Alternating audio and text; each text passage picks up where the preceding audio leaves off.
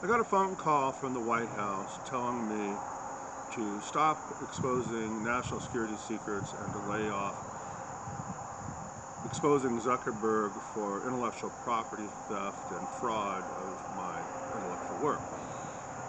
And let me explain how I got into this and what happened on that phone call. So I got involved with the government long ago when I was offered a position to do security in a foreign country. Okay. The government wanted me to take the position and I refused. At that time I was doing security work for a company that melted down currency for the federal Mint. Okay. I left that job trying to get an internet social site started, and I had worked on the intellectual work starting in 1993 when the World Wide Web became available. Now in 2000 I got involved with the government again. Now that's a year and a half before the 9/11 attacks, and I got involved in the 9/11 cover-up, and I met two of the future terrorists that would fly the planes. I just got back from the flight school, a government agent and a double agent, and I was ordered where I was working at to destroy a large pile of evidence. And I refused. I became a monitored witness and was ordered to stay at my home and not talk to anybody. Okay, so this is how this all happened. Okay, now in 2003, this is when the committee hearings were going on, they eased up on me and let me have contact with other people, and I let the young Marcel Elliott Zuckerberg stay at my home after he got in trouble at Harvard, and he bought a school bus and he was going to turn it into a schoolie and live in it while going to college at Iowa State in Iowa. And while he was at my home, he ripped me off. He stole my intellectual work that I had worked on for 10 years and took it back with him, and he had the help of Priscilla Chan help him that was at my home to distract me, and Mark Howitson, his friend and mentor, instructed him how to commit intellectual property theft under the law. Okay, but the government would never do anything because they have a hands-off policy of anybody that they're involved with, so that's a hands-off on me. Okay. Now, so the government knew everything that was happening because everything coming in and out of my home, Hoover would visit, the phone calls and my internet was always monitored. In fact, it was monitored long after 2003. Now, in 2006 or 7, when the battle over Facebook began, the government was very surprised at how far Mark Zuckerberg got with my intellectual work. Originally, they said to wait until he used it and they were going to step in, but they never did because of that hands-off policy. Well, and during the battle over Facebook, Mark Howitson, the lawyer, called me representing Mark Zuckerberg, wanted me to give a statement that I gave Mark my intellectual work, and I refused. Now, that goes along with this bullshit story that Mark was telling everybody, because when he left my place in Central City, Iowa, and he had a portfolio with all of these plans in it, he was waving it around back to Harvard, and waving it around and said, "Looky, somebody gave me the plans for $1 billion internet social site and more." Okay, well, the government recorded that phone call, and then the government contacted me and they made me an offer. And the offer, well, let's get back to that phone call just happened. Okay, and then I'll reveal that. So this phone call, they told me to lay off the national security secrets, and they caught on to what I was doing. If they wouldn't help me, which left me in a really bad position because I have Emery-Dreifuss muscular dystrophy, Sjogren's, Meniere's, and a bunch of other stuff, so my life's going to be cut short here, right? But I was never able to get disability because the government got involved also in my disability and kind of put the jinx to it. Okay, so I'm left absolutely penniless, but I shouldn't be penniless. I should be a billionaire, right? Okay, so I've been exposing national security secrets to get on the government's nerves, to get them off their ass, because what I want them to do is unseal a record. See, most people don't realize that the battle for Facebook was never won. it was settled. And how it was settled was Mark Howitson and Mark Zuckerberg used a voice recording of me, manipulated it, restructured it, used it out of context, along with video that Mark did of me at my home, and put together an elaborate fraud that sounded like I instructed Mark Zuckerberg to use my intellectual work, that I had given it to him, and then I instructed him to make it look like his work evolved into mine and create a new creation history. But I never did. Okay? So I've been wanting the government to unseal that record, do an investigation, open that up to the public. See, if they would have been open to the public way back when this had happened, I would have been on the news. That makes sense? And I want the government to go after the law firm that Mark Howitson was working for, get the call log. See, lawyers have to keep call logs when they call. That's how they get paid. Now, if the call log doesn't exist anymore, then that's a red flag. This makes sense, right? But now here's what's going on. This is the perfect time because of the politics that Biden and Harris and now Walz want to reform the Department of Justice, right, the Supreme Court, and the Federal Bureau of Investigation.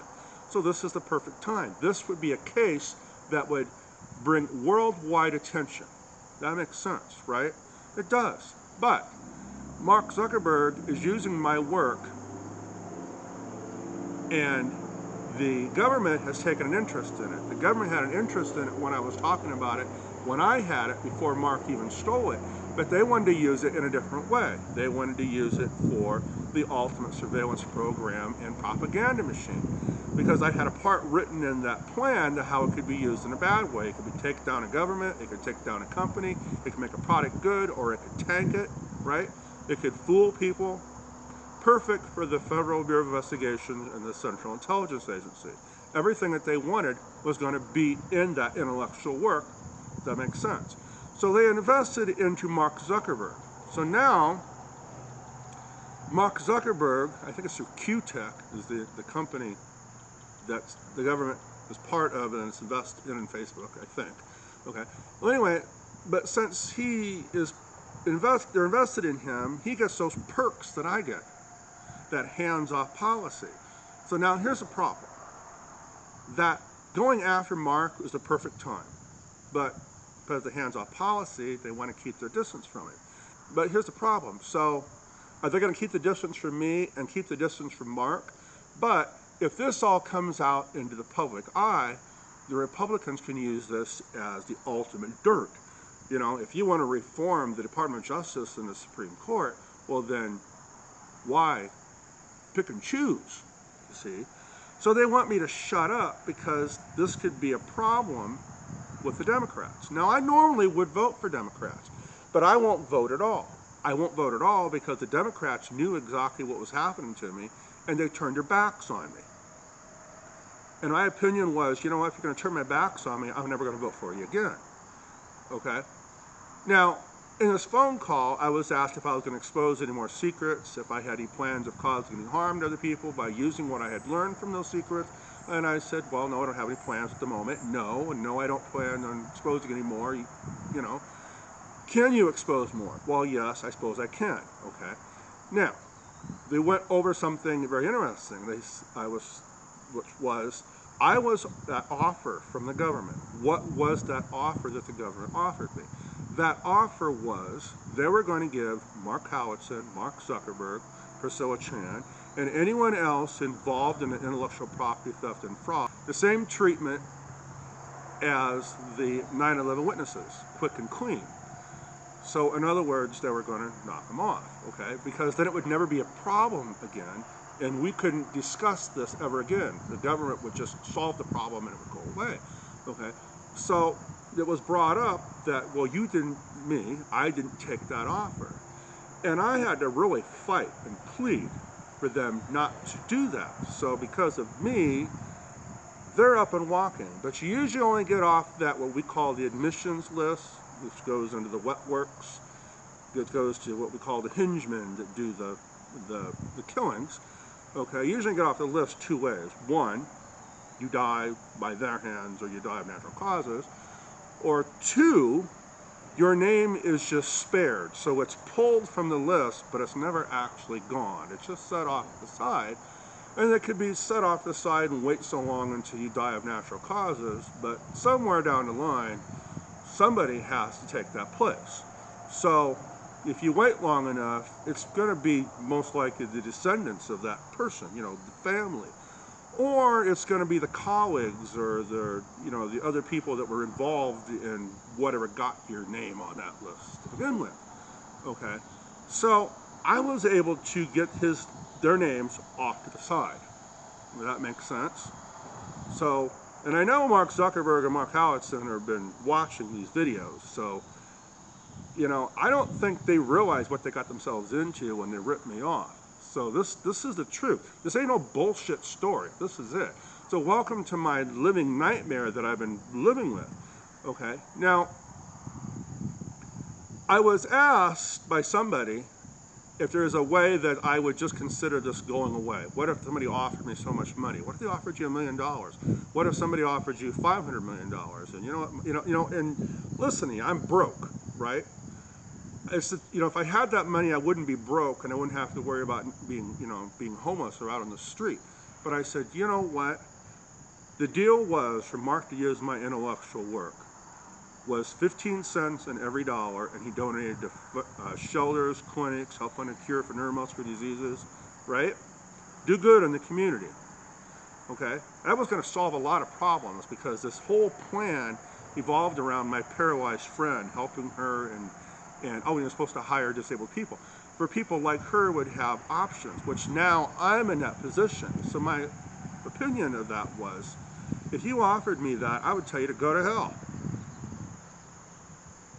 He was either supposed to owe me 15% and he did all of that, or if not, he owed me 20% and I was going to do all that. Never seen any of it. Okay? So,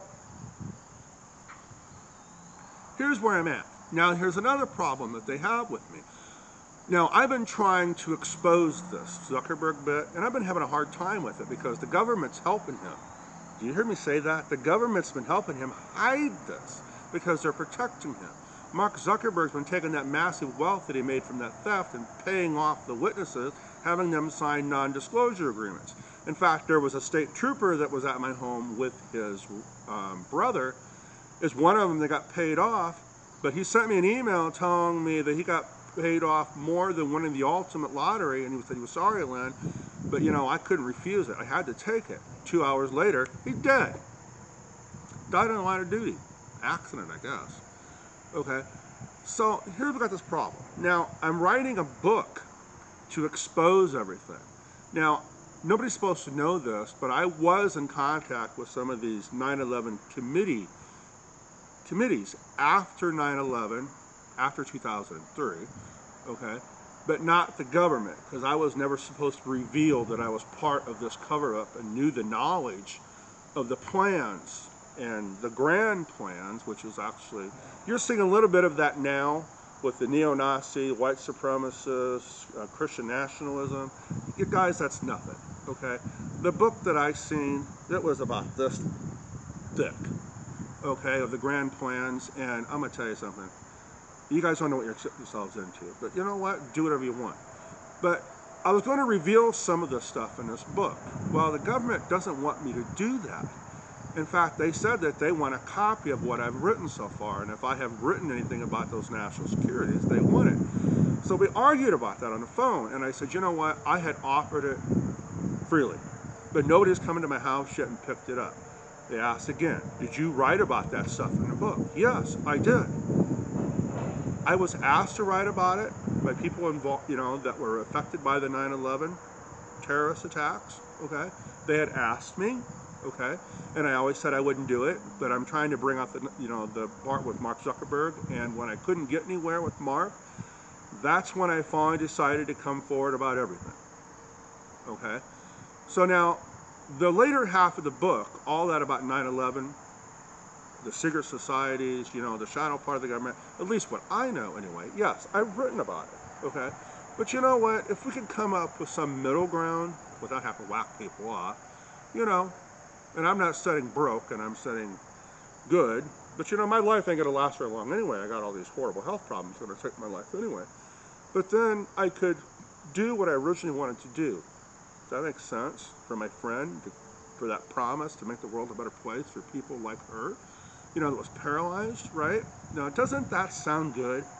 So, you know, I don't care if Mark is the one that pays it out of his pocket, which really makes sense, right? Or the government pays me, you know, and if I'm sitting all good, the book can go in the trash, okay? You don't have to come to my house and search it or bomb it or put an airplane into it, you know, or blow it up or whatever, okay? You don't have to do that. I'll just let it go.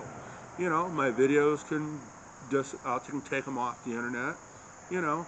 But we need to address the Zuckerberg bit. This is why we got into this big problem, right? The government secrets never would have been exposed. People wouldn't know that I was part of this 9/11 cover-up if we just would have addressed the Zuckerberg bit in the beginning. You know, when Mark ripped me off, I don't know, maybe you guys should have went after him right when he left my home and ran with it. Maybe you should have got him when he took my plans back to Harvard and got him then and just brought me back my intellectual work, you know. Or maybe when he got up to the Supreme Court, the Department of Justice should have just stepped up, treated me as a victim, right? Brought me into the court, there wouldn't have been no case. Mark wouldn't have had no case. Now see, what Mark did is he used those recordings of me to knock out everybody else. But he did pay them off. Why did he do that? To keep them quiet. He paid them all off something. Severin got something. He was one of the first investors. You all got something. You all got something because then they had to sign a non-disclosure. So to get that money, they had to sign the non-disclosure. So it was worth it to Mark because it kept his ass out of prison. Does that make sense? And what would have happened to Facebook and what would have happened to all the patents he got on off my work if it would have come out that he was involved in that intellectual property theft and fraud? And that lawyer, what would have happened to him? Prison? Or just disbarred? Now see, what people don't realize is I've been fighting this for a long time. The last time I had legal action done was 2021 when I tried to get him disbarred, and that's when Mark Zuckerberg or Mark Howitson, whichever one it was, paid off the state trooper more than winning the ultimate lottery. Okay, you imagine what that would have been? Well, I can see most lottery winnings of being, you know, ultimate like what?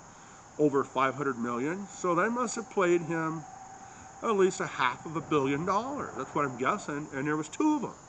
So wouldn't that be something if they paid out $1 billion? Maybe it was that high, just to hide the fact, because you know what? Paying out $1 billion, paying out $2 billion is a whole lot cheaper than paying the 20%, right? Which is 20 cents on every dollar that he's made off my intellectual work. Think about that. So now here we got a problem. They want me to lay off, but I told them I ain't gonna do it. I'm not gonna lay off because you know what? I shouldn't have to be in this position. Now they're trying to make it look like, and they claim they have a fear of, that I'm going to retaliate when my options are gone and I'm going to do something really bad. And I probably did say the wrong thing. I said that, you know, from what I had learned over the years from that knowledge, yes, it's probably possible that I could do something really bad, but I'm not like that, okay? I'm really not. I'm not like that. But I got a feeling that one of the options that the government is going to try to do is make me look like I'm the bad guy, okay? But I'm not, all right? Now, here's the problem here, I'm saying again. So it looks like the Democrats are not going to do a damn thing, okay? So, and they don't want the Republicans to pick up on this. Now, I really, you know, I'm not going to vote for anybody, but you know what? I'm going to tell you something.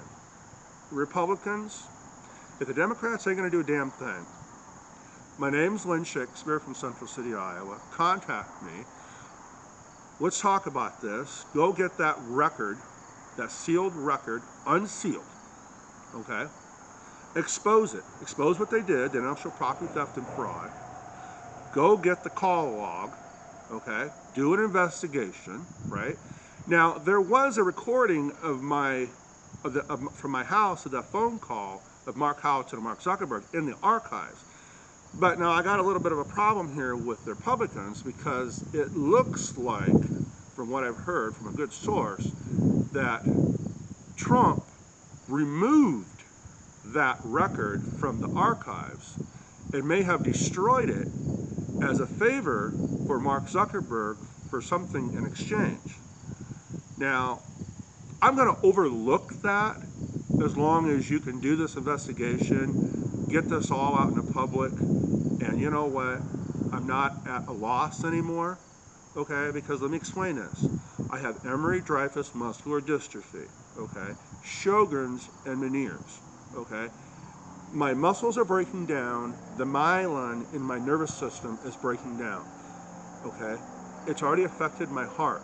I'm going to be in a wheelchair at some point, and I'm probably going to wind up being one of those people, you know, that can't move, and I can't get disability, and I can't even draw Social Security, because even though I did all these hours working security at the younger part of my life, I devoted most of my time to that intellectual work, expecting a return. So I'm not ever going to be able to draw Social Security, ever. So unless you guys get off your ass and do something, I'm not ever going to see anything, okay? But it's a win-win, you know? It's a win-win for the Democrats if you get off your ass. It's a win-win for the Republicans if you get off your ass. And if either one of you get off your ass, it's a win-win for me, okay? Now, if it's a win-win for me, and it's a win of a larger, you know, at least a large enough amount, then I can do what I wanted to do, you know, to fulfill that promise to my friend to make the world a better place for people like her, people that are paralyzed and disabled, for having less barriers and more options, right? And the site was supposed to bring access to the outside world to them. And it was supposed to employ mainly disabled people. Though I don't know if Mark ever did that. Okay, so here we go. Here we go. And I'll say it again. So I got a phone call from the White House asking me to stop exposing national security secrets and to lay off Mark Zuckerberg, and not to expose him for intellectual property theft and fraud. But I'm not going to do it. Now, my friends and my family are getting very worried, because we have a lot of experience over 2 generations with the government hiding secrets, okay? And we know what they're capable of, okay? Now, how far do those secrets go?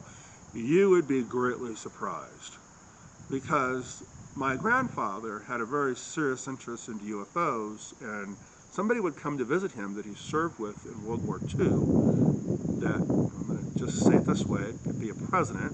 I'll give you a hint. He would origami figures. Look in the presidential archives and find out which president origamied little figures out of dollar bills, okay? And he came to the house in 1972, handed out silver or nickel-struck $50 commemorating the landing on the moon, and presidential pins and stuff like that. And he had with him a piece of alien tech. I don't know anybody else that would have enough high up standing to be able to carry that with them. But all it was this gray sheet of something you can't rip, you can't tear, you can't destroy. It always goes back to a perfect state. And he also origamied that into a figure. When I was a little kid, I tried to reach for it, and I was told I can't. Okay? Now, on one of the last times he had visited, we think, because the dollar bill has a date on it, somebody put the wrong pills in my grandfather's pill bottle, and he died. Okay? So my family has been part of that national security. Now that is even higher up than 9/11, but you don't know this, but there actually is a connection between the two.